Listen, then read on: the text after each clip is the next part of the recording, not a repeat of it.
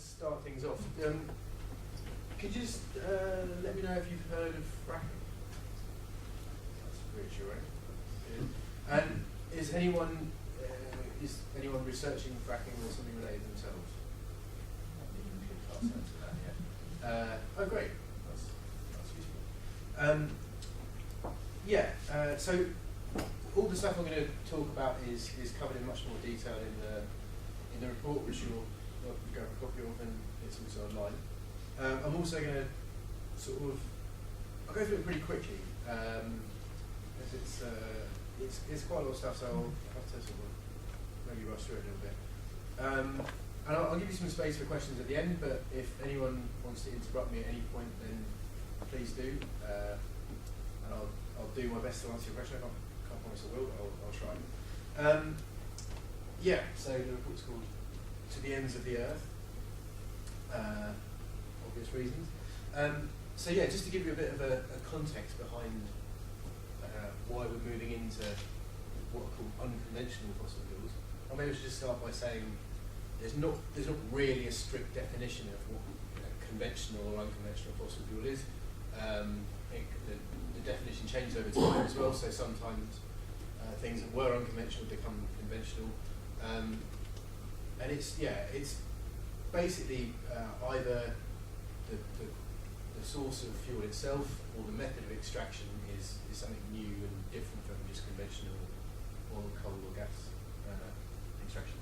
So what's behind it? Well, this graph is showing global energy consumption since sort of like the start of the Industrial Revolution up to about now, and this breaks it down in terms of the different types of fuel. So initially we got lots of our energy from biomass, like burning wood, and then as the Industrial Revolution started to happen, then we replaced that with coal, and then sometime around 1950s when oil became much more used as a source, and then up here we've got like the kind of the rough mix of stuff we use now, including hydro and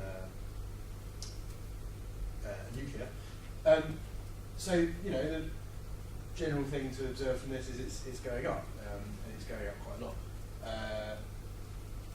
And in fact, the rate is also increasing. So energy consumption around the world is continually growing. Is that global or UK?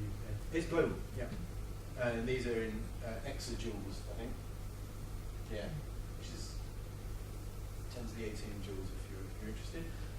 But yeah, it's a huge amount of energy. I mean, it's always increasing. So that's. So that's global. So can you do a breakdown of what would be the United States and what would be ours and that sort of thing? I don't have that with me, but yeah, I mean, most of them are going to look pretty similar actually. Right. So they have the same sort of thing, like around the Industrial Revolution, we started to use a lot more energy. We started to get from fossil fuels, and particularly coal, and then oil started to be developed, and that was more popular everywhere. And then, with the introduction of nuclear energy, they will all look like roughly similar. There will be different breakdowns for different countries according to their resources. Yeah. So energy consumption is increasing. One thing I always like to try and emphasise at this point is that the driver of energy consumption is economic growth. Sometimes there's a temptation to say, well, maybe it's just because of population growth. So population is increasing all the time, so that's what's increasing energy consumption. But that's really looking at it from the wrong perspective. It's actually the primary driver of population growth is actually inequality. So it's that that's driving population rather than the other way around. So we're using a lot more energy. It's going up, and this next graph shows is it's the amount of energy you have to put in order to get energy out of a particular fuel source. So this is sometimes called net energy, and it's also called sometimes energy return on investment.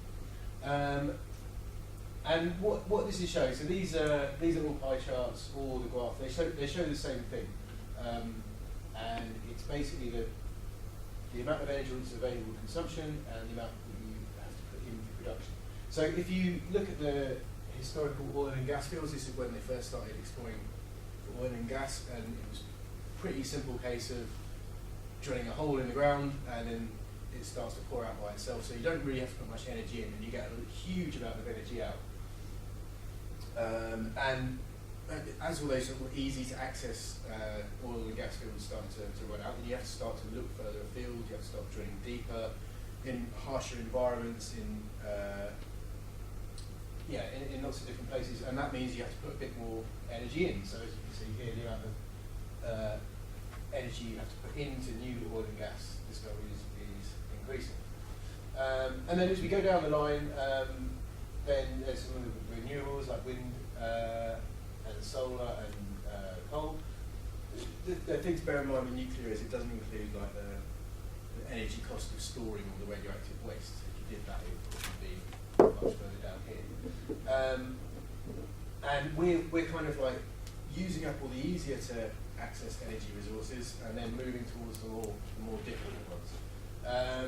And if you keep going down the line, then you get to stuff like shale oil and tar sands and oil shale.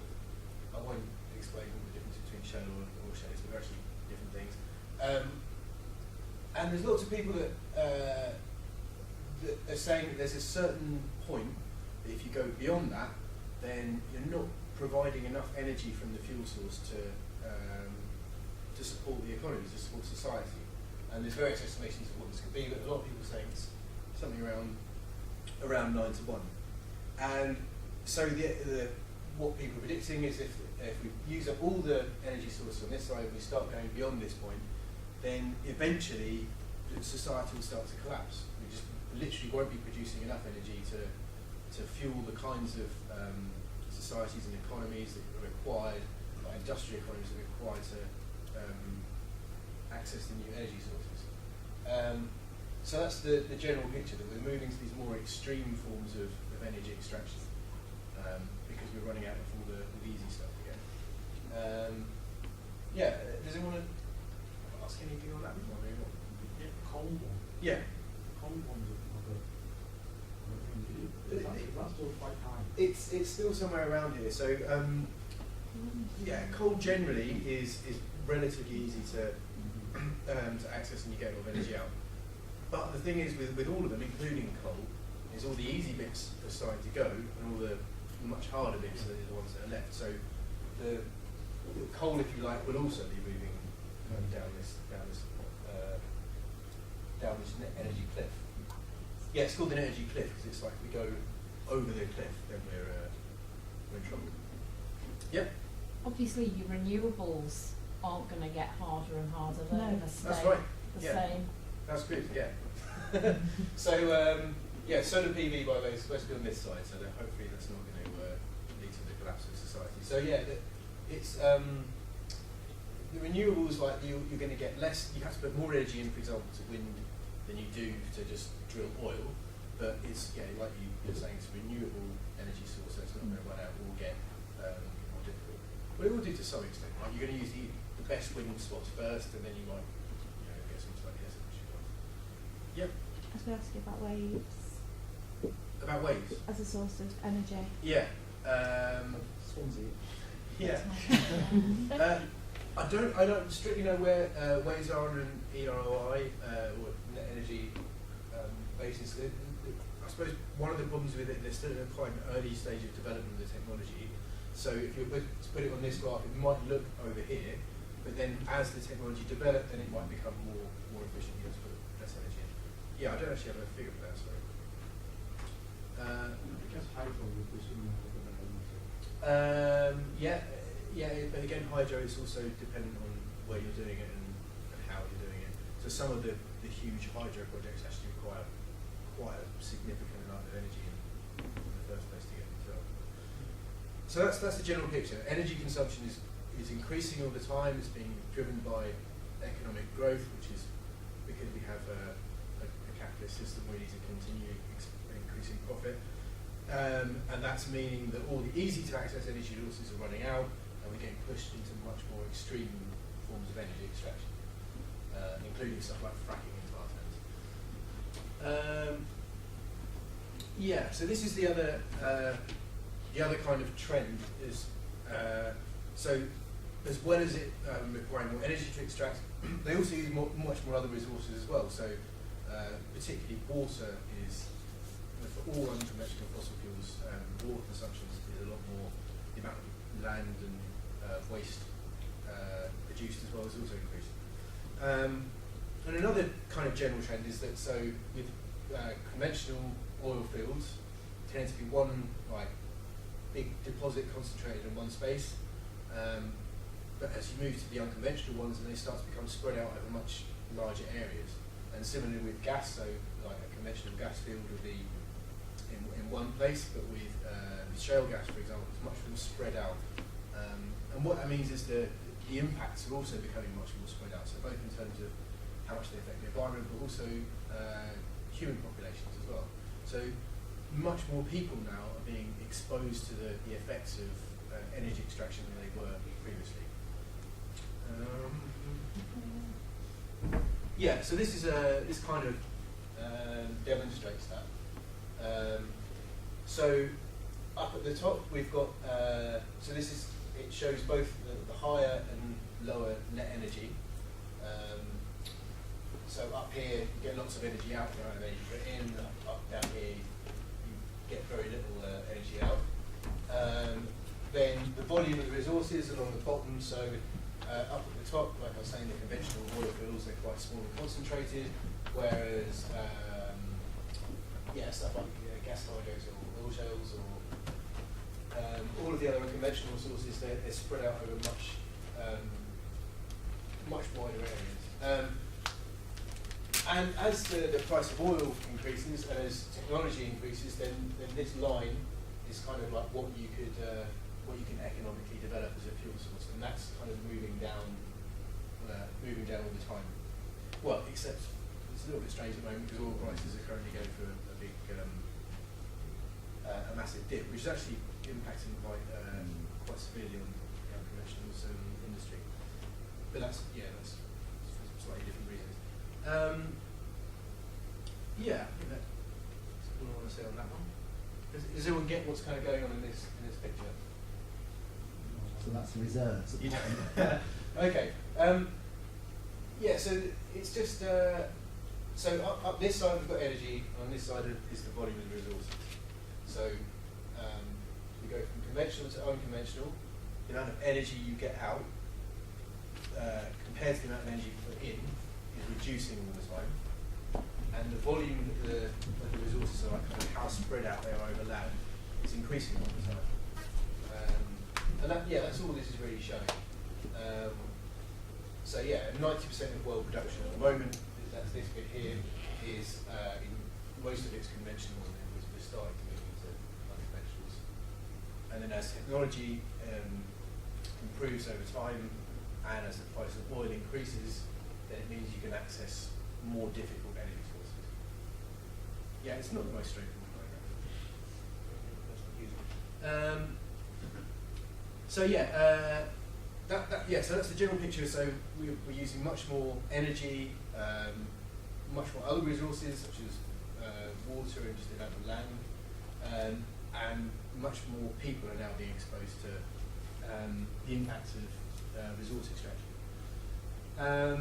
So the other kind of big thing to mention, which is can't really see it too well, but what I'm talking about here is climate change, and all these different bowls are kind of they're measures of the amount of carbon in different fuel sources. So what I'm trying to demonstrate in this diagram is the amount of carbon. So by the way, when people talk about carbon, all they really mean is how much carbon dioxide and methane is in the fuel that we want to keep in the ground rather than being in the air.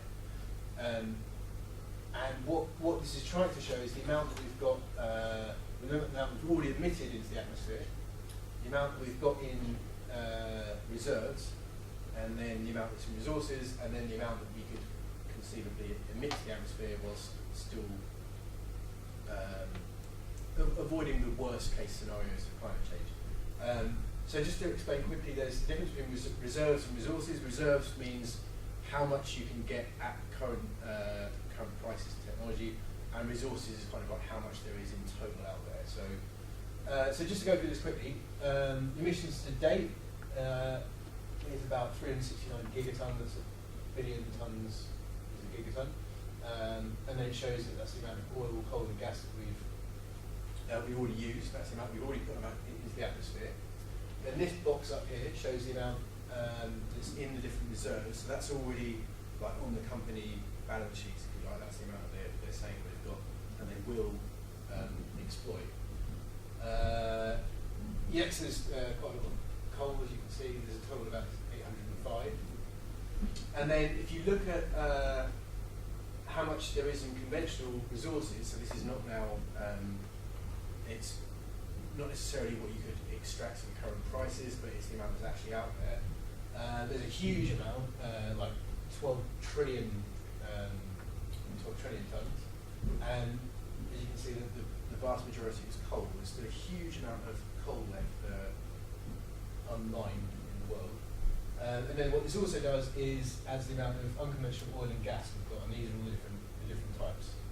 And what this gives us is a big grand total of the total amount of carbon in all the fossil fuel resources in the world. The thing I should mention is that these estimations, these figures vary quite a lot, and these are the ones that we just put together over a few different sources. But there was a recent paper put out in Nature that did the same kind of measurements, and they came up with different numbers, but the overall picture is exactly the same. What it's really saying is that this amount is extremely large, and this is the amount that we can safely still emit to the atmosphere whilst avoiding, right, usually it's described as catastrophic irreversible climate change. So we can still emit about 130 gigatons, whereas there's actually 14,000 gigatons left. And one other thing is that's often mentioned in fossil fuel extraction, particularly unconventional fossil fuels, is carbon capture storage. So lots of industry people say, well, it's okay if we develop this technology where we can either extract the carbon dioxide where it's produced in the power station, or maybe pull it out of the air, and we can bury it underground. And that's like a kind of way of dealing with it. The only problem is that the maximum possible amount you can get using that technology by 2050 is estimated to be about 34 gigatons. So that doesn't, if you look at this, it doesn't mean that you can extract all of this. It's making very little difference. So the overall picture is that we've got far too much conventional fossil fuels in the world that we could burn. We burn all of it. We've gone way beyond any reasonable limit to what we can emit to the atmosphere. So the idea that we're moving into these unconventional forms of fossil fuel is just madness. Like there's no way you can move into developing unconventional fossil fuels and keep a reasonably habitable planet. I won't go into too much detail about the impacts of climate change. So what this doesn't demonstrate at all is the amount of carbon dioxide you get per unit energy. And as you were saying, coal tends to be the worst in that measure, at least compared to conventional oil and gas. It's actually, if you compare it to some of the other unconventional forms of fossil fuel, then some of them are even worse than coal. So that's the very broad picture. Energy consumption is going up. It's pushing us to more extreme forms of energy extraction, which are having much greater environmental impacts and human impacts. And in terms of climate change, the conventional fossil fuels by themselves have got far too much carbon in for us to develop them. And moving into unconventional fossil fuels is just completely crazy. Okay, so I'm going to just run through the ones that are in the UK. Well, actually, I'm just going to run through the ones that are in Liverpool and the kind of surrounding area. Interestingly, Liverpool's quite, it's got all of them in the UK, all the ones, which is quite rare actually. So I'm just going to go through these in turn. So this first one is shale gas. It's basically what fracking is used for in most cases.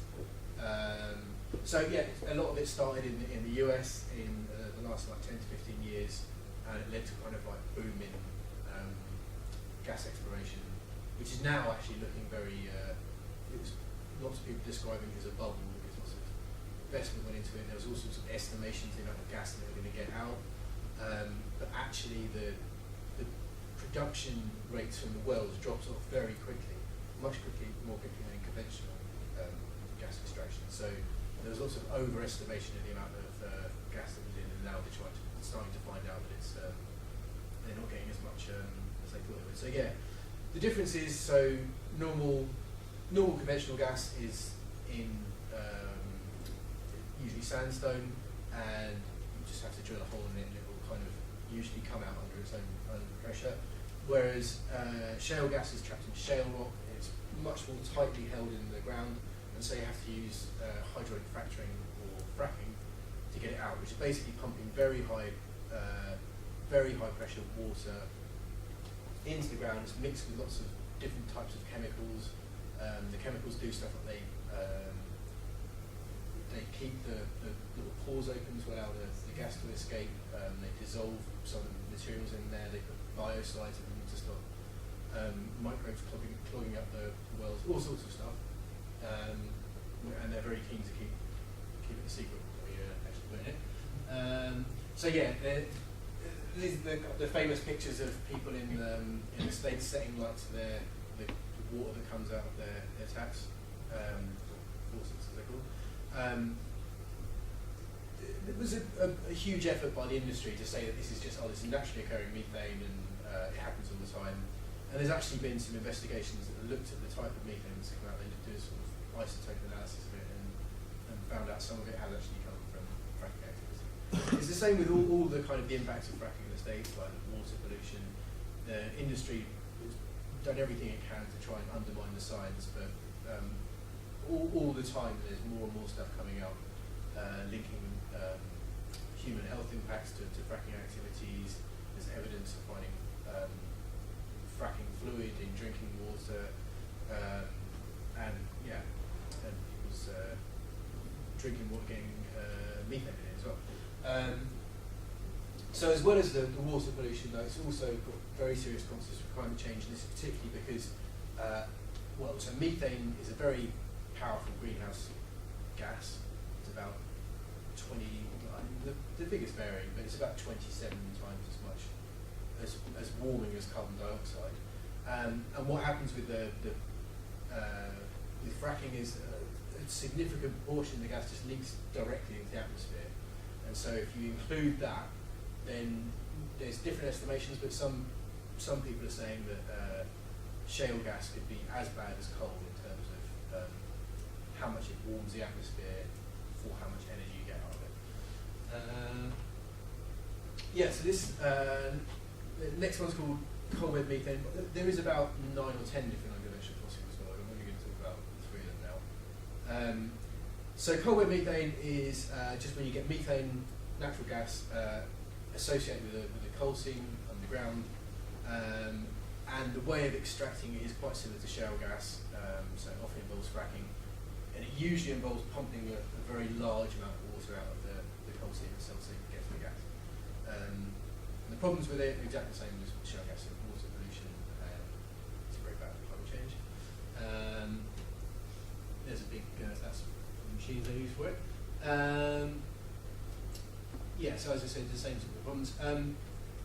This is like an aerial photograph of a coal bed methane field, and what it shows is the kind of widespread impact that it has. So with shale gas and with coal bed methane, you can't just drill one hole in one place and keep getting the gas from that. You have to drill one, then that will run out, and then you move a bit down the road, then drill another one, and that will run out, and you end up with thousands of them. The estimations, again, they vary quite a lot, but in order to replace our current natural gas supplies with fracked with shale gas, it will probably take about 20,000 wells spread out across the country. So as I was saying before about unconventional deposits, are much more spread out, and they have much more impact on human populations. This is from Australia, where where coal bed methane, what they call coal seam gas there, is already quite widespread. Yeah, so this is the last one I'm going to talk about. It's called underground coal gasification. It's, yeah, lots of people describe it as being the kind of the worst and the most nightmarish of the different types of unconventional fossil fuel. And basically what it involves is instead of digging the coal up and burning it and using it as fuel, you actually set light to it while it's underground, and you control the amount of air that flows to it, and then the gas that comes out of that you can use as a fuel. It's a mixture of like hydrogen and carbon dioxide and a few other things. So there's a kind of diagram of roughly how it works. So there's the obvious problems that. Has anyone heard of town gas? Yeah, so it's a very similar process to producing town gas. Town gas was just a way that they used to make gas out of coal, and it was all done above ground in sealed containers. But actually the town gas sites are some of the most polluted industrial sites still now. This is like it's 50 years later in the country. It produces coal tars and lots of other really, really toxic substances. But what this is doing, instead of doing it in a nice sealed chamber, it's doing it in the natural environment and with no protection at all. In some cases, the coal seam will be in direct contact with aquifers for drinking water. So the places they've tried this, they've had all sorts of explosions and accidents, and in some cases, catastrophic groundwater contamination with benzene. So the water pollution is a really serious problem with it. But the other problem is from a climate change perspective. So what this means is all those coal seams which were too expensive or too difficult to access. Remember the graph I showed before with the amount of carbon, there's a load of coal left, there's a huge amount of coal left. What this technology does is it means that all that coal you couldn't previously access, now you can. So from a climate change perspective, it's disastrous. So they've tried experimentally in a few different places around the world. It's never really been run commercially. In Australia, they had a couple of attempts, but they had to shut them down because of accidents. And it looks like the UK might actually be the first place in the world to develop into a commercial technology. That's what the plans are at the moment. So this is another problem with setting light to coal seams. This is in a town called Centralia in the US, where I think it was an accident. They accidentally set light to a coal seam in the 1950s, and it's still burning now, and no one can put it out, and they've had to evacuate the whole town. It's completely dead now. And lots of the people in the industry say this could never happen with underground coal gasification because this is at the surface, and underground coal gasification is obviously underground. But if there's any source of air to it, like an old mine shaft or a fault in the geology, then you could end up getting uncontrolled burns going underground. And once it starts, there's no way you're going to put it out. It's going to go on for a very long time. There's actually lots of coal seams burning in China. It's quite a big problem actually. They don't really know what to do about it. So resistance. This is kind of like one of the positive aspects of unconventional fossil fuel extraction is that because it's putting lots more populations in exposed to energy extraction. It means there's actually a huge amount of resistance against it now as well. So in the US, where shale gas was developed first, there's an enormous anti-fracking movement. In Canada, where the tar sands is like another kind of unconventional fossil fuel. Oil is mixed with sand, and you either have to dig up the entire countryside and then mix it with steam to extract the oil, or you can use other in situ techniques, but it's extremely environmentally damaging. But it's also, there's lots of a lot of it is in indigenous territory in Canada, and there's been a very strong indigenous-led protest movement against it. And also in the UK, we've had quite a bit of local communities being mobilised against fracking. In many ways, it's going very well. Like it took the industry by surprise quite a lot, and they've had a lot of instances where the communities have really successfully come together to oppose it. So there's in West Lancashire, and then Bolton was the one in West Sussex that got a lot of attention, and then recently in Barton Moss in Greater Manchester, there was a similarly big protest. And usually what happens is lots of people in the area get together and they've gone and set up a protest site next to where the extraction is taking place, and done stuff like chain themselves to lorries and everything they can to try and stop it. Yeah, so now I'll just talk about Liverpool. Liverpool is interesting because they've both got this the bulgy geological formation that goes across England. It's got that's where most of the estimated shale gas resources are in the Bowden. A lot of that's around Blackpool, but it also comes down into Liverpool and Merseyside. And the other thing is, there's still quite a few coal seams underneath Liverpool. So that also means that the area is being targeted for coal bed methane and underground coal gasification. So this is I took this from the Frackoff website. By the way, Frackoff is a brilliant resource for finding out everything about what's going on in your area and what the planning applications are and what the companies are. So yeah, it looks a bit messy, doesn't it? So I'll just explain quickly. So these yellow ones, so that's up near Preston. You can't really see it, there's Liverpool underneath. The yellow ones are shale oil and gas. These orange ones are coal bed methane. And then these grey blocks here, where this licences have been sold for underground coal gasification. So what they've done is the industry decided that if they tried to start underground coal gasification on land, then it would probably get lots of people opposing it. So they started to say, well, if we just do it out at sea, then no one's going to care. There's two sites for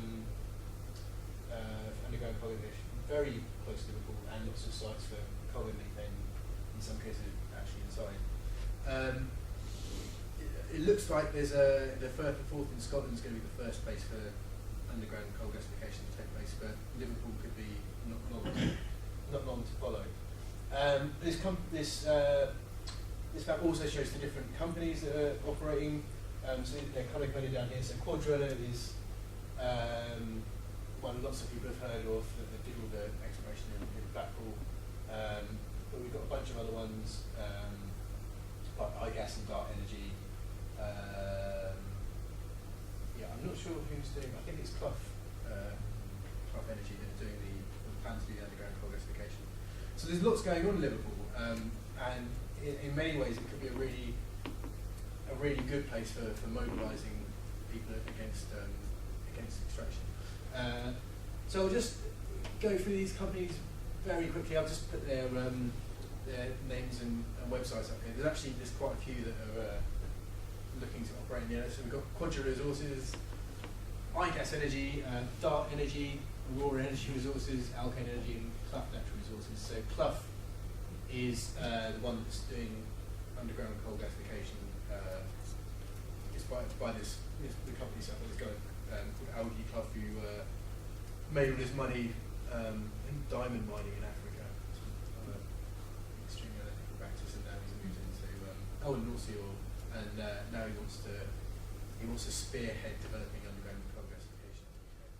So that's kind of the picture in Liverpool in terms of